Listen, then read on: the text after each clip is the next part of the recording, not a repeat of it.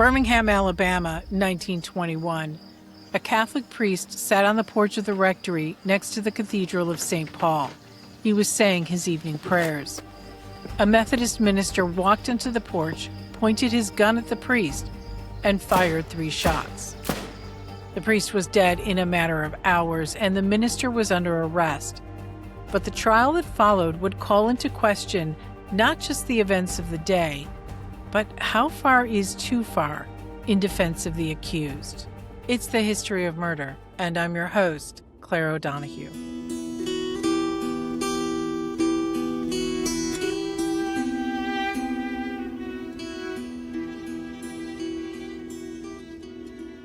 On the afternoon of August 11th, 1921, Father James Coyle was at the rectory of his church.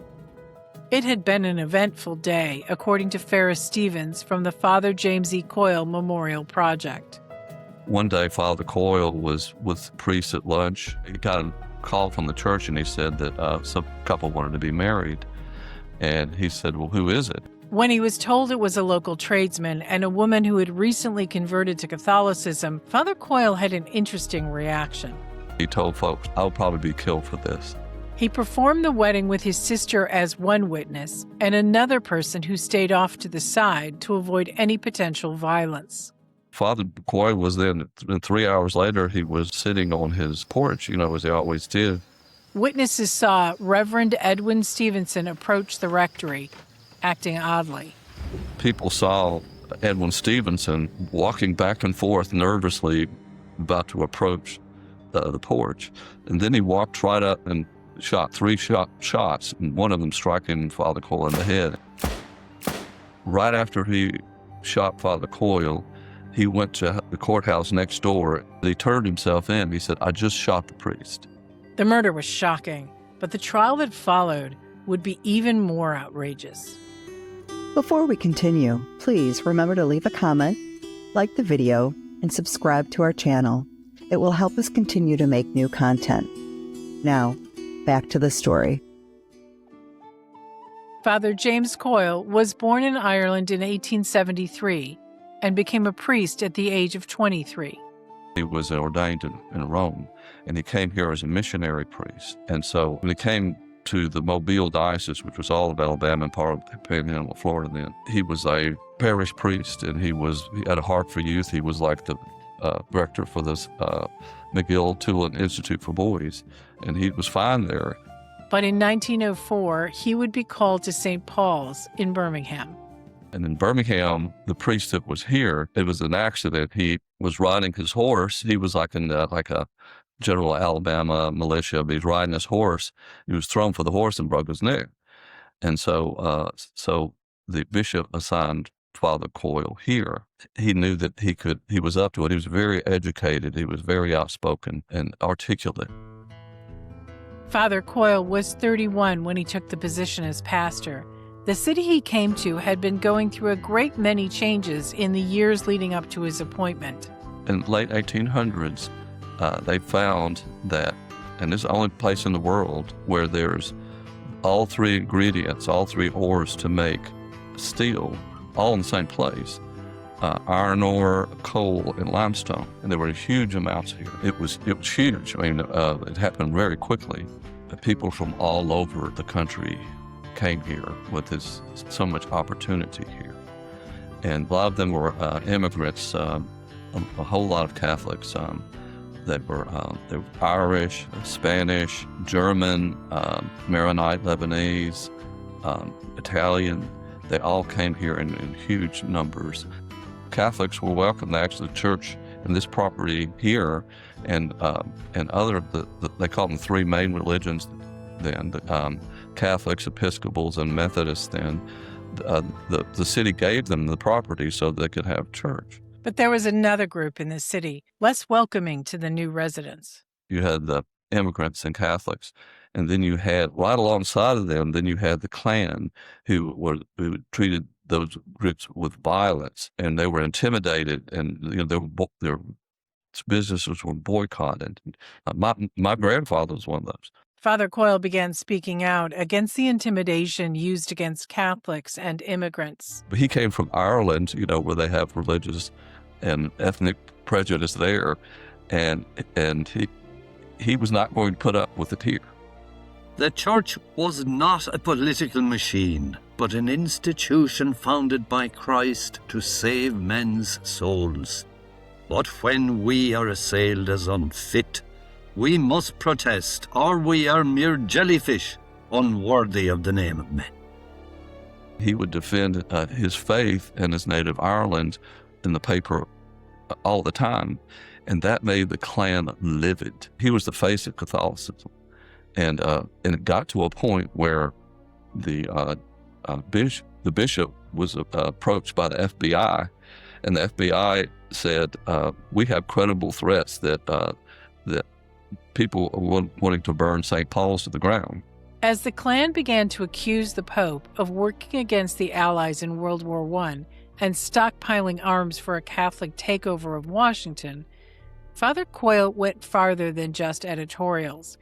In his sermons, he used poems to get his point across. They say the Roman pontiff may ask us to betray a glorious flag of freedom's land, and we must needs obey. We must haul down at his behest, and in the mire must drag the folds of dear old glory, our nation's glorious flag. Oh, they lie and they know it, the base and bigot crew. Who say such things do basely lie, they know that we are true. They know full well that all the years that saw old glory wave saw sons of Mother Church stand staunch, the bravest of the brave. In 1917, Father Coyle wrote an editorial offering $1,000 to anyone who could prove the allegations of papal interference in the running of the U.S. government. Orion Dozier, a local doctor and influential white supremacist, responded with a 160-page booklet that was distributed to thousands. No man who is loyal to the Roman Catholic Church can at the same time be loyal to these United States, and therefore no member of that church should be permitted to vote or hold public office, and no Roman Catholic should be allowed to teach in or Jesuit permitted to come in touch with our public schools, to poison and pollute them with their papalistic ideas. Father Coyle also started schools for the poor, including a Catholic school for Black students. He welcomed people of color into the church. He reached out to communities he felt were disenfranchised because he believed his faith required more than words, no matter how eloquent they were. The Klan and other organizations like that would go berserk when he would do that. The Ku Klux Klan was a hate group, born out of the Civil War, united in its opposition to the extension of civil rights to recently freed Black people. It went beyond intimidation to murder.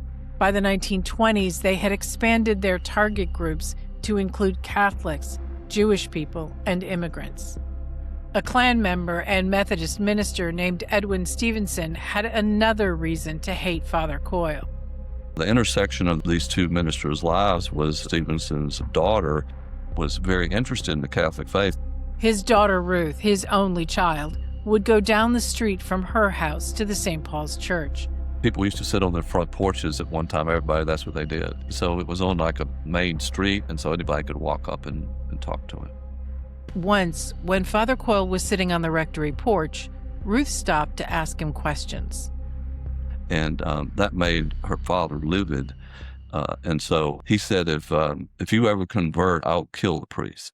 Ruth would later claim it was the church itself and seeing people come and go from it that piqued her interest, not Father Coyle. But to her parents, it was impossible that she came to like the traditions or beliefs of the church of her own accord. She was being brainwashed. According to Ruth, during this time, her parents beat her with a strap. They locked her in the house and even had papers to commit her to an asylum. 2 local doctors had signed the commitment papers, though they never examined Ruth. Ruth said that the police knew about the abuse and the plans to institutionalize her, but Chief of Police Thomas J. Shirley was a member of the Klan and would do nothing. None of this changed Ruth's interest. If anything, it hardened her desire to convert. Her father, Edwin Stephenson, was a Methodist minister, but only sort of. Professionally, he was a barber, but old injuries made standing for a long time difficult, so he switched to a sort of ministry. Though the Methodist church in Birmingham kept their distance from him, he set up his own church next to the courthouse. And what he would do when couples would go get their marriage licenses, and he would, for a fee, offer to do a religious service for them. The couples who sought his services usually did so because their families disapproved. Ruth turned 18 in August of 1920, the same month that the 19th Amendment giving women the right to vote was ratified. Like many young women of that decade, she saw changes like that as a signal that women were entering a new era of independent thought. So Ruth approached the sisters at the Convent of Mercy asking for instructions to convert, and on April 21, 1921, she was baptized into the Catholic faith at a small Birmingham church, Our Lady of Sorrows. According to witnesses, when Ruth called her father, he made clear how he felt. I'll fix you when you get home. True to his word, Ruth would later say she was beaten when she went back to her parents' house. Under Alabama law at the time, an unmarried woman under the age of 21 was not free from parental control. But at 18, the law made clear, she didn't need their consent to marry. She became engaged to Pedro Guzman, a Puerto Rican man that she knew. He had done work at their house, etc., and she got to know him. Pedro, at 42, was 24 years older than Ruth. He was a widower and Catholic. He had moved to Birmingham from his native Puerto Rico. He'd stayed at the Stephenson house 5 years earlier to hang wallpaper. Pedro and Ruth had not stayed in touch in the years between, but they had apparently run into each other from time to time, and at some point it became romantic. When she was 18, the two decided to marry. Was it a love match? Maybe, maybe not.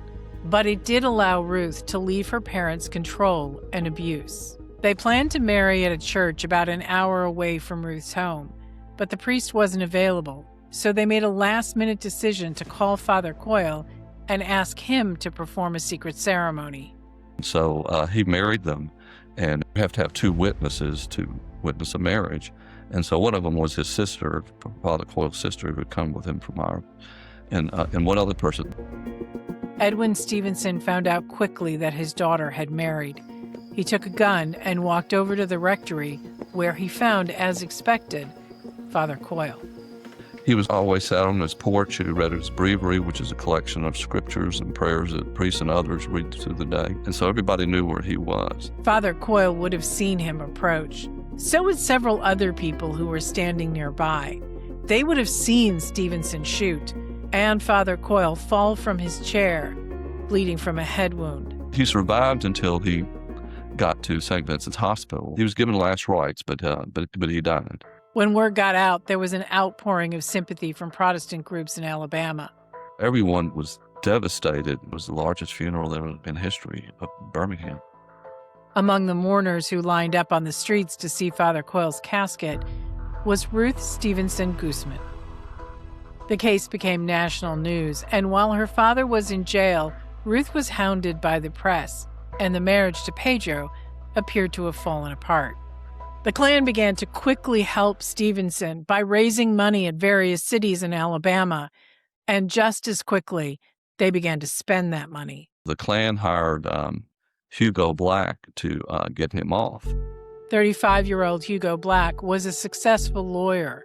He had been prosecuting, it was during Prohibition, brought up bootleggers, etc., and he got a big name for himself. He had the reputation of being, he was going to be some future politician.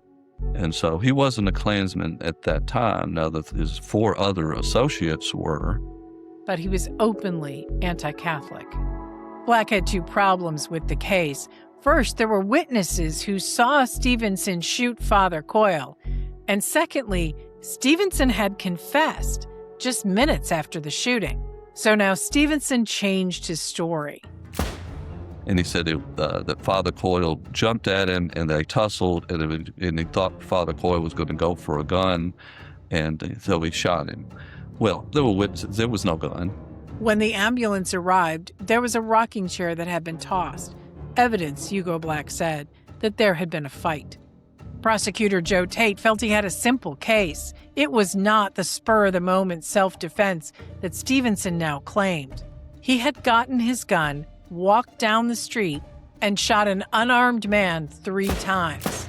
And more than that, he had been wanting to kill Father Coyle for a long time. At the preliminary trial, Ruth had testified against her father. He said many times that he wished Father Coyle dead. He thought he was one of humanity's biggest enemies. It took 2 weeks and plenty of persuasion, but Joe Tate finally got the indictment. But not for first-degree murder, which would have carried the death penalty. Instead, it was for second degree, a step closer to Stephenson's account of the events. But the punishment for that was still harsh: life in prison. When the trial started in October of that year, Ruth was not called. There were rumors she'd fled to Tennessee. Father Coyle's sister, Marcella, testified that she was inside the rectory with the windows open. She said she had not heard a scuffle on the porch, which she would have heard if the men had been fighting. Instead, she heard shots, and when she went to the front, she saw a man walking down the steps of the rectory toward the courthouse. But did her testimony, or anyone's, really matter? There were a lot of Klansmen on the jury, and the judge was a Klansman, and the star witness for the defense was a Klansman, the chief of police. The prosecution really never had a chance, and no matter what the objection was, the judge would always rule against the prosecution, no matter what it was. And there were just despicable tactics. And that was especially true when it came to witnesses. The prosecution wanted to call the man who had the most direct line of sight to the shooting, but he lived out of town. And so the prosecution contacted him and said, okay, the trial's going to be on this day. You need to hurry up and get here. But the man couldn't get there until the state had closed its case. So Tate tried to get it entered as rebuttal testimony to the defense witnesses. It's a complete discretion of the judge to let anything in, anything. And so he said, oh, too bad he's here late, and he wouldn't let him testify, even though I had a clear view of him actually pulling the trigger. Another witness had been able to testify, and he made clear that he had been the second man to reach the porch after the shooting. The first man, he said, had thrown the rocking chair, not Father Coyle. He'd done it to make it easier for the ambulance drivers to have access to the injured priest. It undercut the story about a fight between the men, so Hugo Black changed tactics. Hugo Black decided he was going to change the defense. He was going to add to it. And he said that he was going to conclude the defense of not guilty by temporary insanity. And he was going to ask a surprising witness to prove his theory, the defendant's son-in-law. Pedro Guzman was not a witness called by the prosecution. He was subpoenaed by the defense. And that unnerved Prosecutor Joe Tate. The prosecution assumed that Guzman would be called on to give the defense a chance to put into evidence a rumor that many of the Klan believed, that Ruth and Father Coyle were somehow involved. Ruth believed that Pedro had accepted money from the Klan and would help her father escape justice. But that wasn't it. In fact, it wasn't what Guzman would say on the stand that mattered to Hugo Black. It was what he looked like. In 1921, it was illegal for a black man and a white woman to marry, so a priest agreeing to perform the ceremony would have caused Stephenson, according to the defense, to become enraged. He was going to try to argue in court that this guy really wasn't of Hispanic descent or of Puerto Rican descent, but he was black of descent. He was Negro, and that any man would go temporarily insane if that priest married him, their daughter, to a black guy. The problem for the defense was that Guzman was not black, and the U.S. government agreed. His World War I registration card left the box for Negro blank and listed him instead as Spanish. His marriage certificate to Ruth was even more clear. It listed his race as white. So Hugo Black resorted to theatrics. When Pedro Guzman, the husband, would was testifying, he would draw the blinds and shine the spotlight in his face. He wanted him to look darker, as a black man would. To drive the point home, he even marched Guzman to the jury box so the men deciding the case could look at his tan skin and dark hair, made darker by the special lighting the defense had given the room. Hugo Black didn't hide his point in doing so. He told the jury, quote, "I just wanted you to see the man," unquote. Guzman had not known why he was being called to the witness stand, though he had been prepared by the prosecution to answer questions about his marriage. However, Hugo Black asked if Guzman's naturally curly hair had been straightened for trial. Pedro testified that Stephenson had cut his hair several years before when Stephenson was a barber. At the time, it was illegal for a white barber to have black customers, so if Stephenson had cut the hair of his now son-in-law, he did not believe he was black. That completely negated the defense. None of this seemed to bother Stephenson. He was described as remarkably calm. One newspaper said he, quote, looked so confident, so refreshed after his stay in jail. But on the stand, Stephenson was alternately crying and angry when he testified about Ruth. She is my daughter, underage, and I love her. And she has been living in my home, and I have been feeding and caring for her. He also told the court that he had pleaded with Father Coyle before the day of the murder. It would be better for his people and mine to not try to induce my daughter in any way, whatever, to belong to the Catholic Church. The fact that Stephenson had not made the claims about Guzman's race when he first confessed to the murder was irrelevant, Hugo Black claimed, as was the fact that Guzman wasn't actually black. He looked black, the lawyer said, and that was enough. Apparently, the jury agreed. It took about 4 hours for them to reach their verdict. Not guilty. The Catholic diocese called it a parody on justice. Right after the trial, the former governor of Alabama, he thought that was outrageous the way the judge handled the trial, and he stated that what he has done has made it an open season on Catholics. And the greater public agreed with the governor. Several groups spoke out against the verdict. It was like a tipping point. They saw that, look what can really happen when uninformed prejudice just gets out of control. The anti-Catholic incidences, actually, there was a marked reduction after this. But all the outrage wasn't focused on just the judge and jury. Joe Tate was voted out of the prosecutor's office the following year.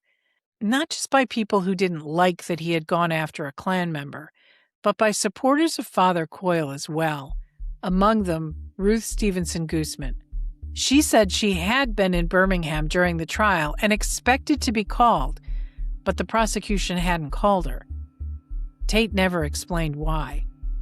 Defense lawyer Hugo Black got a very different reception. Right after this trial, then at a big ceremony on Lakeshore Drive, 25,000 Klansmen brought him into the Klan, and that was like the beginning of his political career. Black would later quit the Klan, distance himself from it, and make excuses for his involvement.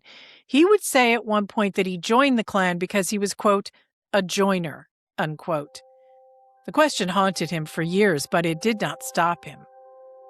He was elected to the U.S. Senate in 1927, and in 1937, he was appointed to the U.S. Supreme Court. 30 years later, in the case of Loving v. Virginia, he would vote to strike down a law that banned interracial marriage. Pedro and Ruth divorced and both remarried. She moved to Chicago, where she lived out the last years of her life. She died in 1931, only 28 years old, of tuberculosis. Her body was returned to Birmingham, and her funeral was officiated by her father. Pedro lived until 1934, when he was struck by a car while he was crossing the street, just a few yards from the Cathedral of St. Paul. After the trial, there was talk of the Methodist Church revoking Edwin Stephenson's ordination because he had violated the sixth commandment, "Thou shalt not kill," but it never came to anything.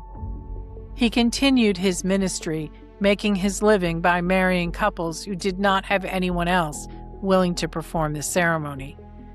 He died in 1956 at the age of 86.